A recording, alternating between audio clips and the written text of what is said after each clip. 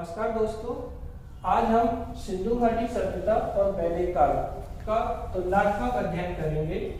इसके अंतर्गत हम देखेंगे कि दोनों में किस तरीके की समानताएं हैं और इनके बीच किस तरीके की असमानताएं हैं। सबसे पहले हम इनके कार्यकाल की बात करेंगे कि इनका कार्यकाल क्या होता है, तो कौन से टेन्योर में ये व्यवस्थाएं थी और कब से कब तक इनका कार्यकाल या टेन्योर रहा है। तो सबसे पहले हम बात करते हैं सिंधु घाटी सभ्यता की। सिंधु घाटी सभ्यता का जो समय काल था वो 2350 बीसी से लेके 1750 बीसी तक लगभग ये माना जाता है। इसी की तुलना हम वैदिक काल और ऋग्वैदिक काल से करते हैं। तो वैदिक काल को हम दो हिस्सों में बांटते हैं, एक ऋग्वैदिक काल और दूसरा है उत्तर वैदिक काल। ऋग्वैदिक काल के अंतर्गत हम ऋग्वेद की जानकारी करते हैं और उसके बाद उत्तर वैदिक काल में जो बचे हुए 3 वेद होते हैं इन पर हम चर्चा करते हैं। ऋग्वैदिक काल का जो समय है वो 1500 बीसी से 1000 बीसी का माना जाता है, जबकि उत्तर वैदिक काल के समय को हम 1000 बीसी से लेके 600 बीसी तक के मानते हैं। अब हम इनकी सबसे पहले अवस्थिति की बात कर लेते हैं कि सिंधु घाटी सभ्यता जो है इसकी स्थिति किस तरीके की थी।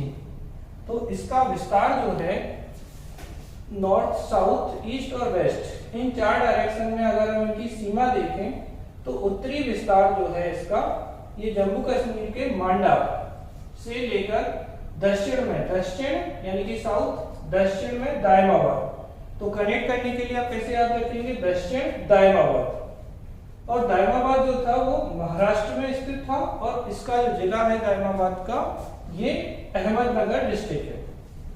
मांडा को अगर आपको कनेक्ट करना है, क्योंकि सबसे ज्यादा इंपॉर्टेंट है कि ओवरलैप नहीं होने चाहिए, तो मांडा जम्मू, आप देख रहे हैं जम्मू में माँ और मांडा में माँ, तो जम्मू कश्मीर में मांडा। और चूंकि जम्मू कश्मीर कहाँ है, नॉर्थ में है। और ये किस नदी के किनारे है, तो ये चिनाब नदी के किनारे स्थित है। और मांडा अखनूर जिले में है, तो अखनूर डिस्ट्रिक्ट है इसका मांडा का। अब हम आ जाते हैं पूर्व और पश्चिम में। तो पूर्व पश्चिम अगर पूर्वी जो एरिया है इसकी या पूर्वी बाउंड्री है ये आलमगीरपुर है। कैसे याद रखेंगे, पूर्व पूर्व, तो ईस्ट में कौन सी है, पूर्व, यानी कि आलमगीरपुर। क्लियर है आप लोगों को। फिर हम बात करते हैं ये कौन से जिले में है, तो ये मेरठ जिले में उत्तर प्रदेश के।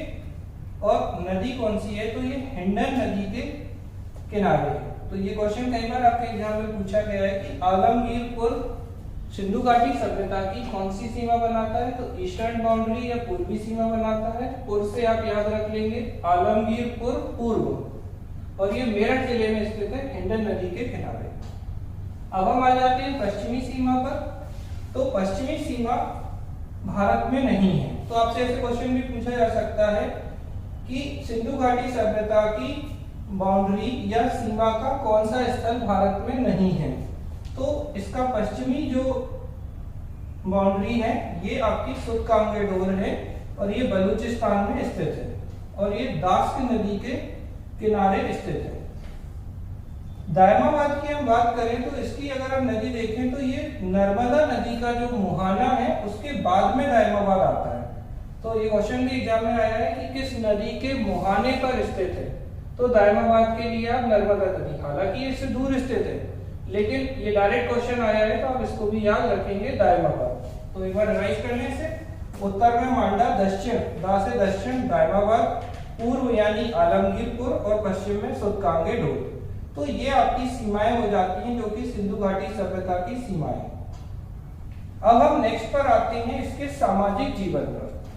तो सामाजिक जीवन की हम तुलना करेंगे सिंधु घाटी सभ्यता और वैदिक काल की। तो सामाजिक जीवन में सबसे पहले हम देखें कि यहाँ पर परिवार जो है वो समाज की महत्वपूर्ण इकाई है, जबकि वैदिक काल में भी ऐसा है और उत्तर वैदिक काल में ऐसा है। तो एक चीज तो आप अच्छे से समझ सकते हैं कि परिवार सिंधु घाटी सभ्यता में समाज की महत्वपूर्ण इकाई है।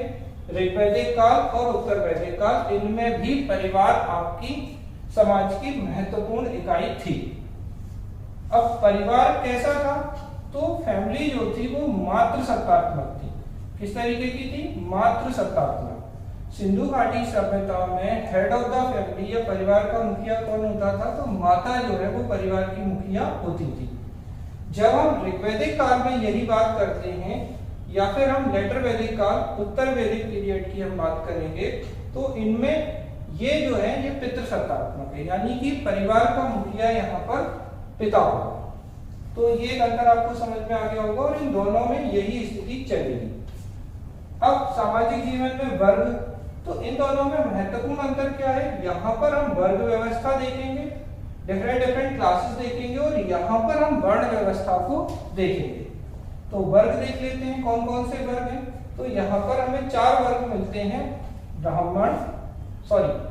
विद्वान वर्ग, दूसरा योद्धा वर्ग, तीसरा व्यापारी वर्ग और चौथा है श्रमिक वर्ग। अब इसी की तुलना हम वैदिक काल से करें तो वैदिक काल में, ऋग्वैदिक काल में जो विद्वान थे सिंधु घाटी के वो किसमें हो गए? एक तरीके से हम देखें तो ये ब्राह्मण हो गए।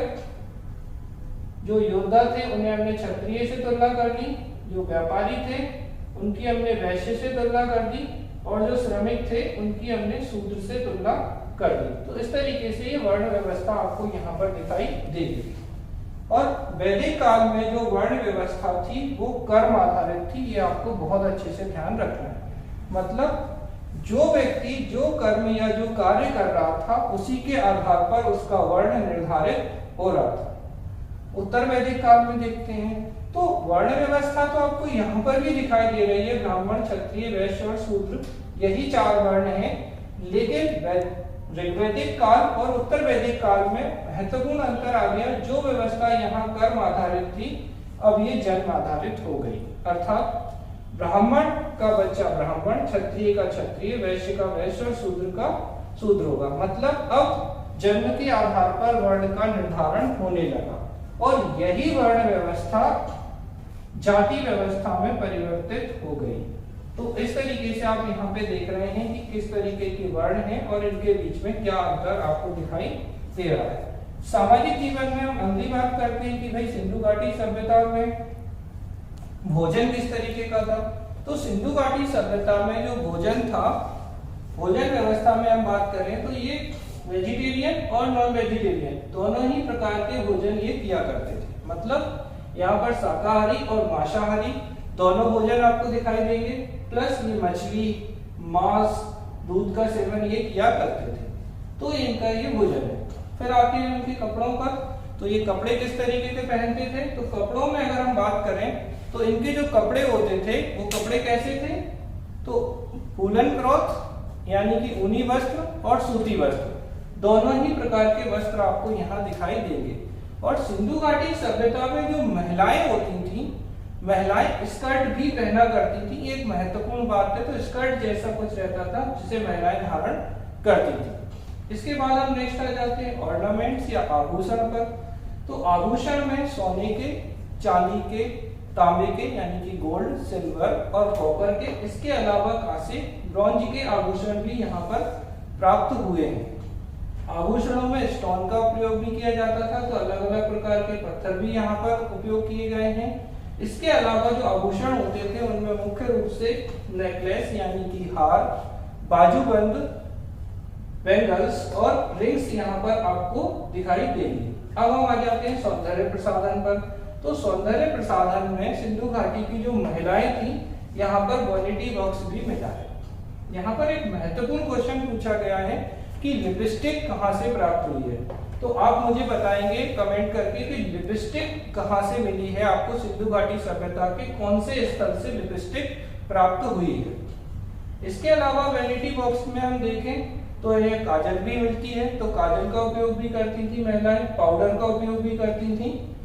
फिर इसके बाद लास्ट में आ जाते हैं इनके सामाजिक जीवन के समाधान पर। तो समाधान जो है, ठीक है, तो दफनाने की 3 प्रक्रियाओं को अपनाया जाता था। एक था पूर्ण समाधान, मतलब व्यक्ति को सीधा दफना दिया जाता था। एक होता था आंशिक समाधान। आंशिक समाधान के अंतर्गत व्यक्ति को पहले जंगल में छोड़ दिया जाता था, जैसे पशु पक्षियों के द्वारा खा लिया जाता था, और लास्ट में उसकी जो अस्थियां हैं उन्हें दफना दिया जाता था। और तीसरा था अंत्येष्टि प्रकार का, तो जिसमें व्यक्ति का अंतिम संस्कार करके अग्नि को समर्पित कर दिया जाता था। तो इस तरीके से आप 3 प्रकार के समाधान यहाँ पर देखते हैं।